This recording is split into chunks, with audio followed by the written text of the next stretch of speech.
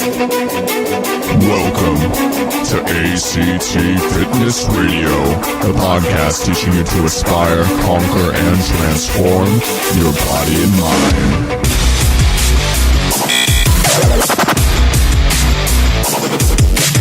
Here's your host, Adam Castro.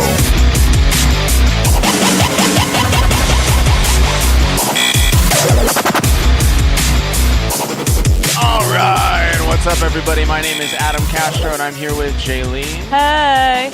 And you are listening to ACT Fitness Radio, coming to you from Whittier, California. We are Whittier's #1 fitness podcast, bringing you information that's going to help you not only in the gym, but also in the kitchen. That's right. Everywhere you go. This week was the release of Jurassic Park Fallen Kingdom, and we have not seen it yet. A little sidetrack from fitness stuff just for a second. We haven't seen it yet, but if you know me, you know I like to go on little binges of of little TV stuff, and I actually TV stuff, food stuff. Hey, I'm sorry. I actually forced Jaylene into watching like Alien movies. He did. Like Aliens, Alien 3, Alien Resurrection. True. Yep. Mm-hmm. What else? Alien. I just know there was a lot of aliens. Yeah. I don't really. And she enjoyed it, right? I did enjoy it at the end. Yeah, it was kind of hard to sit through at first. Just like I'm totally gonna get so much beef for this, but it was kind of hard to sit through at first. Just like Star Wars was really hard for me to sit through at first. Oh, I'm going to get so much hate. We just lost all of our followers. I forced her to watch that one, too. He did. And we started, by the way, we did it the right way. We started with 4, 5, and 6, and then went back to 1, 2, and 3, which you said you didn't think that was a good way to do it. I actually didn't know, because I'm very particular when it comes to needing to know like the history of stuff before I watch something, or even as I'm watching something, right? Like I want to know like the background, or like how did we get here? Why is this happening? Yeah, you don't like oh, that's Darth Vader, but his name is Anakin Skywalker. You're supposed to know that, and you have to like remember stuff. Like I don't just accept things for the way they are. Like I have to know the details. Yeah, and it's easier to do that when you know the whole backstory first, and then you go into it, and then it's like, oh yeah, now everything would have made more sense if you would have known that going into it. Yeah. But then, then the whole Luke, I am your father wouldn't have been as meaningful. Yeah. I mean, I don't know. I mean, I wish I wasn't that way. And sometimes it makes it hard to enjoy things because, I want to know like every little detail, and sometimes those little details don't matter, but to me they do. So I don't know. And sometimes there's too much detail. Like there's so much, like I will go on YouTube rabbit trails. Partially what's made me such a good fitness trainer is because I have gone through so many YouTube rabbit trails on fitness stuff, fitness related things like programming and certain exercises and people's opinions on diets and stuff like that. And every once in a while it will leak to things regarding movies and TV shows and stuff like that. Like I want to know all the drama. I want to know all the backstory, all the mythology, and I'll go and look up the Star Wars books and what happened between these Star Wars movies. I did that for a while, and going into Jurassic Park, I also forced Jaylene to watch the Jurassic Park movies. I mean, you technically didn't force me. Jurassic Park is actually, I had already seen them. I just didn't remember. It'd been a really long time since I'd seen them. But I mean, to help you out there, you actually didn't force me with those ones. I really liked Jurassic Park. I mean, awesome. I never really felt forced to watch it. I enjoyed watching Jurassic World. I liked the action. There's some really big questions that are in the Jurassic Park movies that are like, should we be messing with genetic coding of a species that's been extinct? Like, should we be messing with genetic coding at all? Yeah. Yeah, there are definitely a lot of questions, but okay, so this is an example, right? Like, I know all of the back history of Jurassic Park. I mean, whoever watches them, right, the history from 1 and 2 and so on and so forth, but there are some time discrepancies within the films, especially Jurassic World, right? We just move from like 10 years. Yeah, it's like 10 years. It's a 10-year span, or right? more. It's like 15 years actually. Yeah.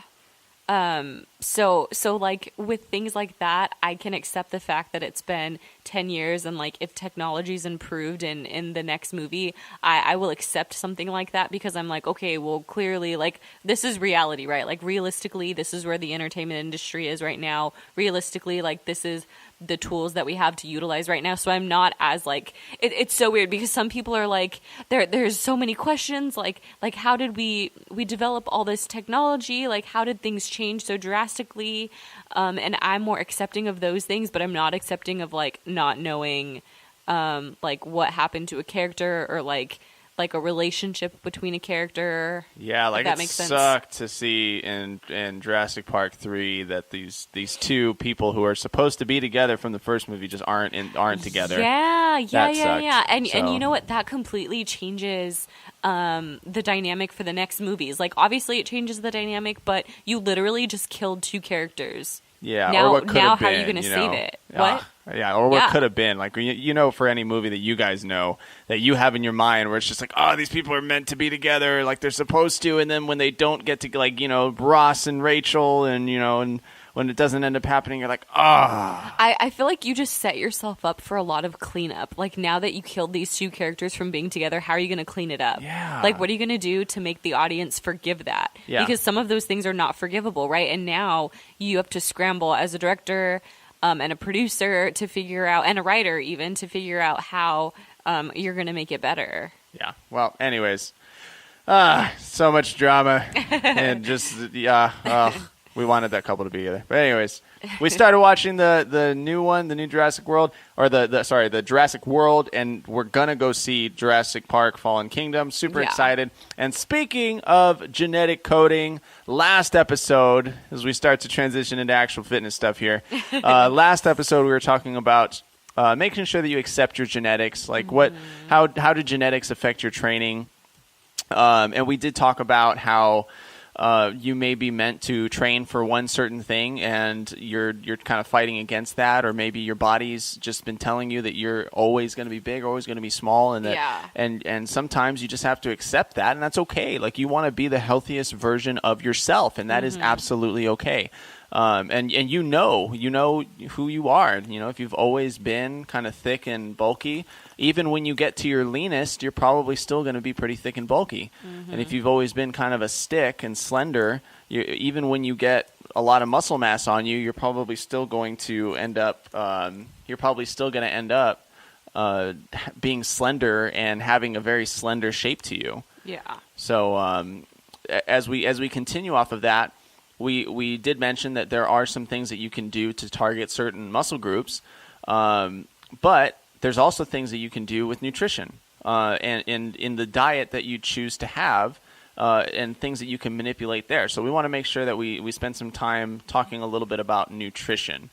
Nutrition is really important. It is. It's really, really important. It is actually more important in regards to building muscle and losing body fat, I would say, than actually lifting weights. Because if you were to lift weights all day, then and if you were to lift weights all day and not eat enough food to actually build muscle, you might not build anything. Yeah, totally agreed. It really is. I mean, making sure that you're physically healthy is definitely important, but I feel like nutrition really lays out the foundation for everything else. Yeah, and honestly, and I want to finish the rest of that too. You know, you could be lifting weights all day, and if you're eating too much, then you're not going to be losing any weight. Yeah. You know, Yeah. going to the gym, getting a personal trainer, buying this program, they're not magic pills. Right. They're not magic pills, and there's no way that 1 hour a day or 1 hour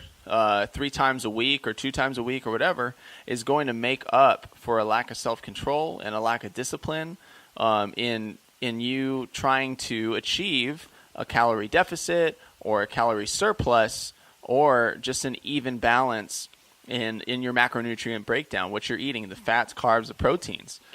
Yeah. Yeah. And yeah, having healthy nutrition is so crucial, not just to muscle growth and fat loss, but to you and your emotional stability, your mental stability, your physical stability, like you being able to feel good and to have a good attitude throughout the day, you not getting sick, your immune system.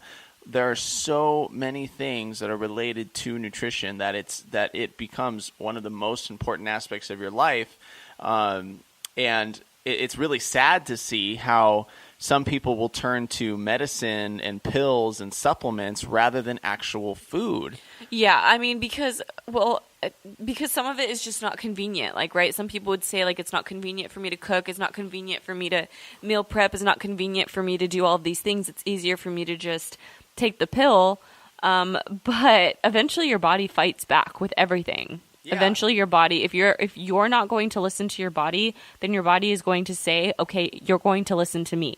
Yeah. You know? And I was on Facebook the other day and saw a post from a fellow trainer who was working with us over at 24 Hour Fitness, and he was posting about how depression, a lot of people will say that depression is a mental thing. It's a chemical thing, and, right. and I'm absolutely not arguing against that. But he was arguing that you can actually work at getting out of depression, as opposed to just going to taking pills to fix that problem. And a lot of people will take pills. And it will alter their personality. It will alter who they are. It will suppress certain aspects of them and bring out other aspects of them. Sometimes they're worse off taking pills for depression than when they started. And he was saying basically there's another way, and he was in a bit of an argument with someone else who was saying, some people need to have that medication because it's a chemical imbalance. They need something to fix that chemical imbalance.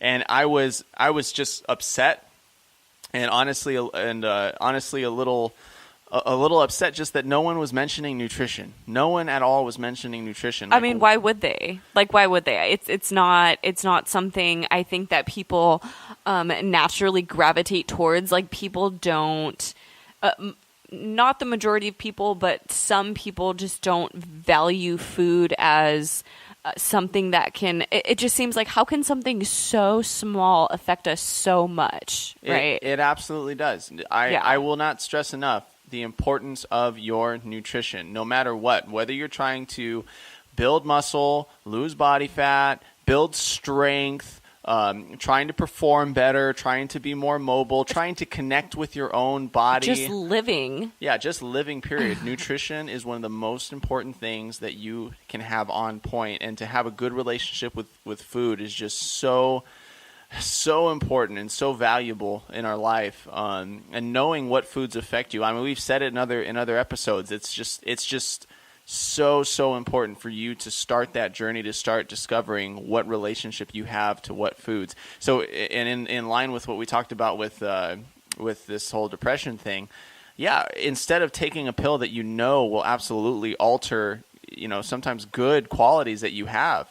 I remember listening to another podcast where someone was explaining how they felt once one of these medications stopped working on them. So they had to go in to try to see if there was another medication that he could take. There was a period of time where he had to wean himself off of one of the medications, and he said, I started crying, I started feeling emotional, and he was saying that he felt emotional about things. He felt super passionate and over emotional and over passionate about certain things. And he started questioning, like, is that how I'm supposed to be?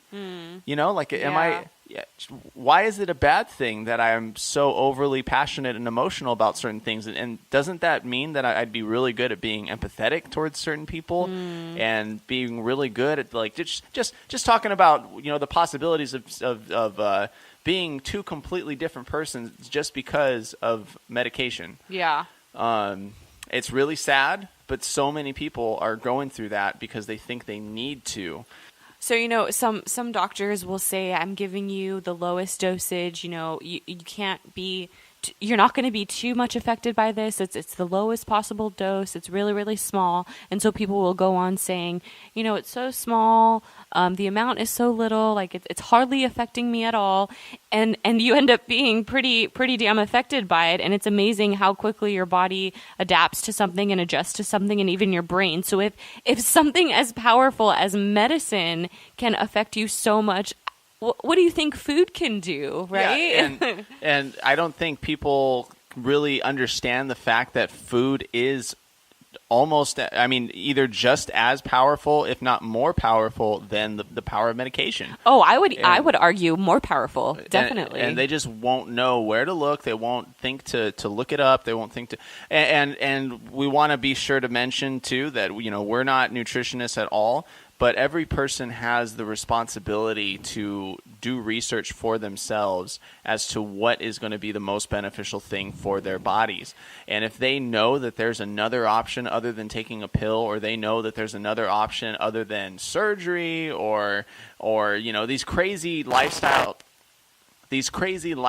changes that may occur, then they need to make those right decisions instead of jumping into something that may change their lives in the negative sense for forever, maybe. You know what? At the end of the day, we cannot live without food, but we can live without medication. Yeah, and I think that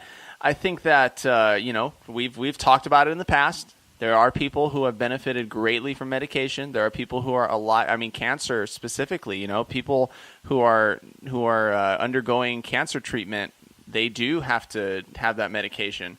But again, sometimes that's caused by not having a good relationship with food in the first place. Yeah.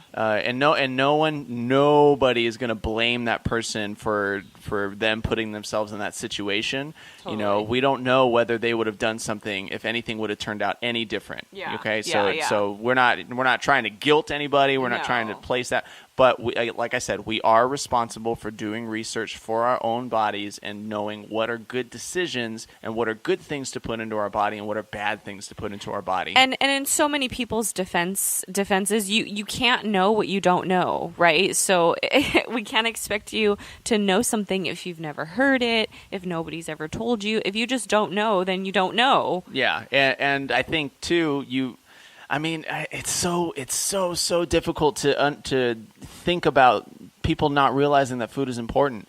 That good nutrition is. I feel like we hear it all the time. I feel like we hear it. It's on TV. It's in ads. It's in. It's not always marketed in the best way. No. It's not always marketed in the best way. But people know that they need to eat better. People know that. Yeah. And if they don't care, that's like outright. I don't care. Yeah. And I understand too the side, like we're Christians, and so we go to church. We see a lot of people who, physical attributes, physical strength, looking good, looking sexy. It's not so important to them, right? And so there's kind of this deceiving mentality that thinking like, hey, if I don't care about my body and the way it looks, that allows me to focus on more spiritual things, and therefore I don't have to put my mind I don't have to put my mind to being healthy and being lean and being strong. I can put it into being strong in the faith and strong in spiritual things and strong in service and in relationships and things like that.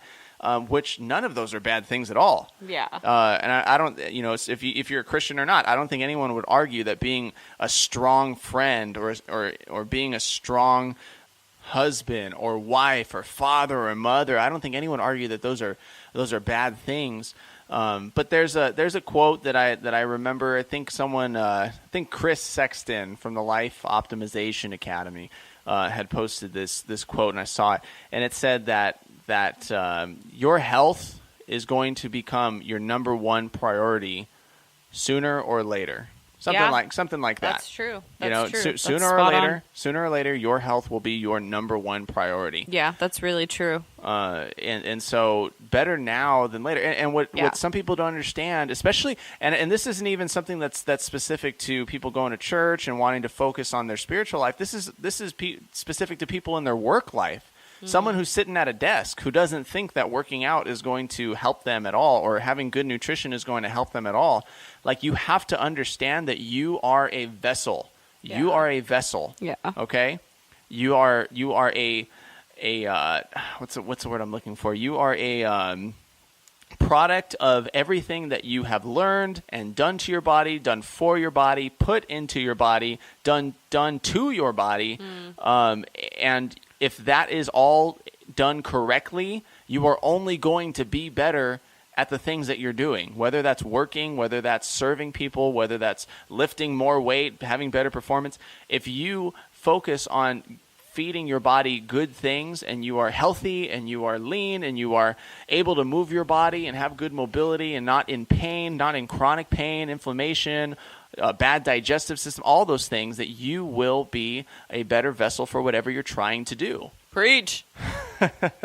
Long, lean muscle. And nutrition is a crucial aspect of that, because you are not going to feel ready for working out if you're bloated and tired and you don't have enough calories in your system to be able to perform well, and you're just depressed. And you can actually get depressed by having bad nutrition. You can get depressed by having too many of certain micronutrients. You can get depressed by keeping yourself from health.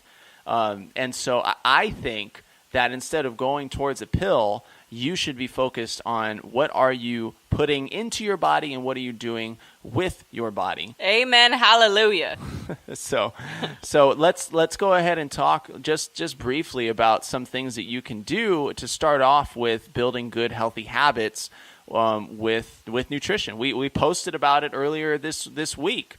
What are some things to focus on when it comes to food? And I think number one is focus on whole foods. Stop eating shit. Stop eating shit. Stop putting that stuff in your body. Whole foods. Foods that God intended for you to eat. Not processed cereals, not donuts, and not all this stuff that just causes damage to the body. We are better off. We get more micro and macronutrients from just eating whole foods and trying to develop a good and healthy relationship with whole foods in general. Yeah. And I think it's safe to say that you can go ahead and just spend a period of time cutting out those processed foods and cutting out all supplements together, I would even say. Just try to see what your physique, what your performance, what your body, all of that looks like when you're not having all of the processed foods and processed supplements, and when you're just eating whole foods. Yeah, get your body back to a place where it's processing, where you're consuming and it's processing food that is not foreign to the body, things that are not foreign to the body, like supplements, right? Those are not something we started off with. Those are artificial sweeteners and yeah, those are things that we did not start off with. Those are things that we've adapted to. So go back to the roots. Go back to whole foods. Your body should be the thing that processes them, not companies that are just trying to create the it's crazy just to know just how much money goes into making food addictive. And you don't need that. You don't need that. Food is beautiful all on its own. It really is. You should be. What kind of fruit did you introduce to me today, Jay? It was called. Oh boy, let me look. It was called some kind of raspberry. It was a raspberry. I think it was called a sunrise raspberry. Okay. Yeah. So good. It was so sweet, so good, and probably not doing any damage to me at all. Other than maybe being a new addiction for me. It was really yummy. This sunrise raspberry is it's on the peachy looking side. It's not as pink as a regular raspberry. It has a little bit of that pink in it, but it's mainly it's like a translucent orange kind of color. It's really pretty. It's really beautiful and sweet, and it tastes amazing.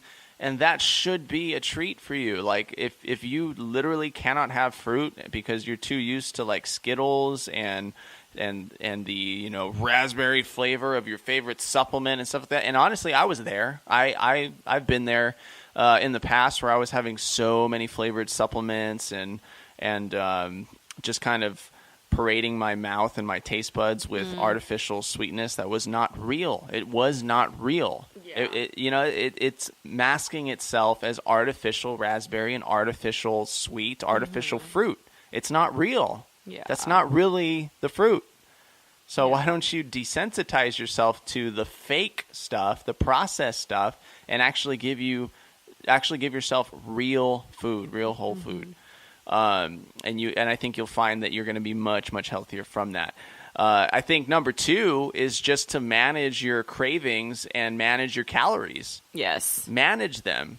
I don't think you need to go and always be in a deficit or always be in a surplus. Right. But at least you can manage those calories and then also know what your cravings are. Yes, be able to accurately identify them and know specifically what it is. Know specifically what it is. Know who your enemies are. A good place to get there is by consuming whole foods and playing around with both the diet and with your workouts. It's one of the best ways I've found to start intuitively eating and intuitively understanding what your cravings are and what your triggers are, and fasting too. Fasting is a great way to kind of heighten your body signals and have a better understanding for its needs and what it does not like. Yeah, we talked about how fasting is a great option because there's no distractions, right? And you can absolutely tell right when you introduce food back into the body how your body is responding to that. Yeah. And I think it's important too to know like what foods can you eat and have self-control with, and what foods can you eat and not have self-control with. I guarantee you the things with a high sugar content are the things that you cannot have self-control with. Yeah. Even fruit can be a bad thing. Like I know I can eat like 1 serving of an orange, maybe 2 servings of an orange and be okay. But if you put grapes in front of me, I will devour a whole box, and that's not good. That's not healthy. No, it's not. You can overconsumption of anything, right, is not good. You can overdo anything, just cantaloupes, like you can. Like I can eat a whole cantaloupe all by myself. Just like you can underdo something, right? You can go overboard or underboard either way. But don't put strawberries in front of me. When you do intermittent fast, or when you just fast in general, you have a better understanding of how much your body can take of what. You know, I can have a couple servings of fruit in a day and be just fine, actually feel really rejuvenated and energized by it. So rejuvenated. Number 3 is going to be listening to your body. Listening to your body. I think that it's so important that you listen to your body. Just going right along with what Jaylene was just saying. Make sure that you take into account these things that are happening, these things that your body is telling you. And listening to your body is not just applicable to foods. I think listening to your body is also applicable to diets. Yeah. We've tried out the ketogenic diet, and one of my clients was actually just asking me about what I thought about intermittent fasting and ketogenic diets. And you know what? Like, you have to listen to your body. You have to discover for yourself what's going to work for you. And what's going to work for you at different times. I feel like when a lot of people are talking about diets, they're specifically talking about things that they see on the internet. Yeah. So when one of my clients asks me about a diet, I'll kind of ask them like, well, what do you mean by that? Or what specifically are you asking me? Right. I kind of peel back those layers, and I try to get to what they're really trying to say and where they're really coming from and all of that. So I tell them, you know, I've tried the ketogenic diet, but just know that it was on my terms. It was on my own terms. I didn't print out something that I saw from the internet. I took a bunch of resources from different areas and decided from different sources rather, and decided what worked best for me. But it was never a cookie cutter anything. No, and I think that also we actually kept with the diet for a long period of time and did it the right way. I feel like a lot of people do the ketogenic diet the wrong way, do kind of like a modified Atkins diet where they're having low carbohydrate and they're having high protein, but they're not exactly having enough fat. And so they're not exactly getting enough energy for their body, and it leaves them in this fog and funk. We actually went overboard on the fat. We actually had a lot of fat in our diet. Yeah, it's true. I don't even like to say to my clients that I've tried the ketogenic diet. I'll just say like I've kind of played with that. Like I've done high fat, high protein, low carb, but I don't even like to use the word diet because automatically that's partnered with a cookie cutter something, or only doing this things, or even being really, really strict when I'm not always, right. It one of the things that I was saying to my client was that we had tried the ketogenic diet, really felt good on it. Super hard to maintain doing because it is hard to live in our culture and to just have high fat, especially in a culture that has been so it seems like it's been pushing low fat, fat free, low calorie, all this stuff. It's very hard to have a ketogenic style of diet in this culture. But you have to be on top of it if you're going to do the ketogenic diet. It's not something that you can just do for a couple days and then come out of it and come back into it. Yeah, it's harder to get into and stay into ketosis when you do that. Yeah, which is why we eventually didn't continue doing it. I mean, and just in general, my body responded really well to ketogenic practice, I guess, but my brain did not. I had some serious brain fog, and I mean, physically, the way my body looked, it was good, but I was not the biggest fan of it. I feel like I didn't have as much energy as I do when I have carbs, but I do periodically go back to it just because it is good to up the fat intake, and also it's good for just body fat loss. Yeah, and so. I think it's real fun to talk about, too, because I actually experienced the opposite. I actually felt great mentally, and my body felt really good too. I actually responded really well to the ketogenic diet. But again, there's just different. I actually didn't perform as best as I wanted to on the ketogenic diet, and so I eventually came out of it for the sake of performance. Yeah, and you have to just know, hey, that these different diets are going to be beneficial to you at different times. It's all relative to just what you are doing with your own body. I want to say throw out dieting, throw out experimenting with different diets, throw out the food pyramid, throw all of that out and just eat whole, good foods and figure out what works for you. Yeah, figuring out what works for you in the sense of try a high-fat style of nutrition. Yes. And see how it affects you. Try a high carbohydrate style of nutrition and see how it affects you. Try a low protein style diet. I mean, we talked about how the ketogenic diet was a modified Atkins, because Atkins was when you were supposed to eat really, really high protein and low carbohydrate, low fat. The problem with that is that your body's not getting energy from anything. Right. It doesn't like to get energy from protein, so you're going to end up in a big fog. And at face value, that is a diet, but you have to be able to look at it through the lens of just basic nutrition. You are having high protein, low carbohydrate, and low fat. So switch your macronutrient breakdown so that you're actually getting energy from somewhere, and see how you feel. Get it from fat, see how you feel. Get it from carbohydrates, see how you feel. Yeah. And then once you know, hey, my body looks really good when I do this, or my performance is like this when I have that. And you just know how food is going to affect you. And once you do that, you become a master at your own body. You can actually change your nutrition, and it's going to help you at different times.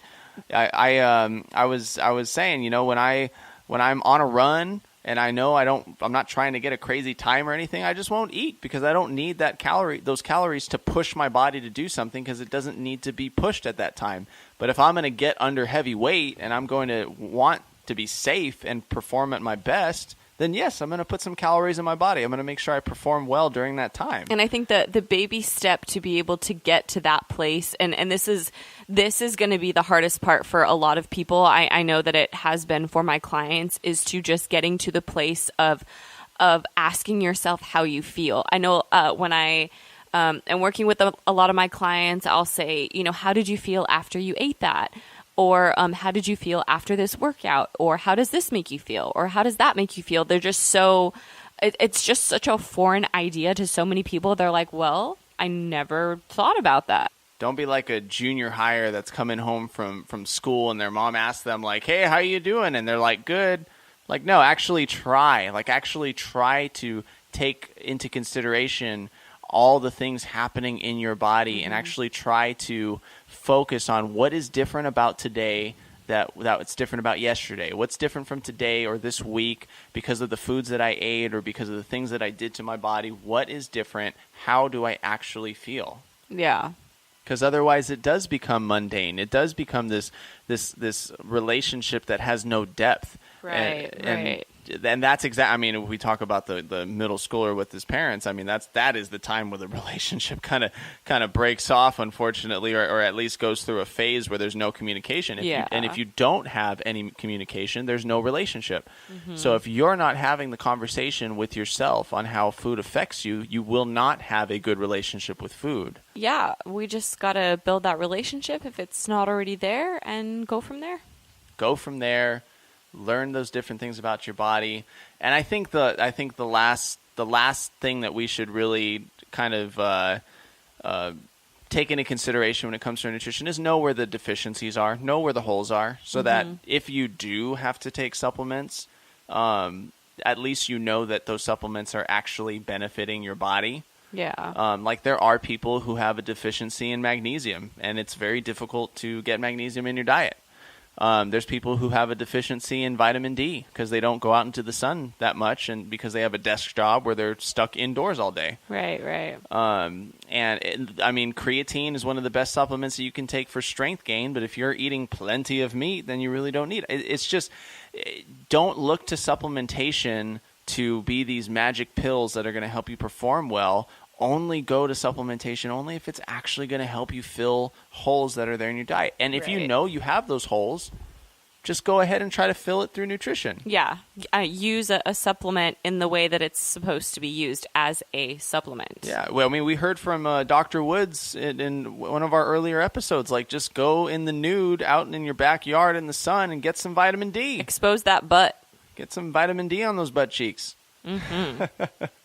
and potassium, are you getting enough selenium? Are you getting enough vitamin Bs? These are all things that need to be taken into consideration if you're trying to have overall health. We would love to say that it's simple. We would love if it was a cookie cutter thing. But in all reality, it is, you are a very complicated organism and a very complicated being that responds to things differently than I would and responds to things differently than Jaylene would. Mm-hmm. And you have to go through your own journey of finding out what you need, what works best for you, and what deficiencies you have. Absolutely. And then act accordingly.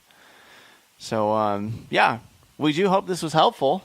Absolutely, yeah. I hope you guys learned a lot today. And if you did like this podcast, you can go ahead and leave us a 5-star rating and review on iTunes. And if you want to know how to get there, all you got to do is search for our podcast, ACT Fitness Radio. And even if you are a subscriber right now, you still do have to go to the search and search for us. And then scroll down a little bit. Reviews are going to be right there. And boom, you can go ahead and write us a review. Do it. Do it now. And subscribe, obviously, if you haven't been subscribing. If you do want to be updated on more new episodes, then go ahead and subscribe. And you can visit our website, www.actfitnessacademy.com, for more free resources. Yeah. Until next time, guys, take care. See ya.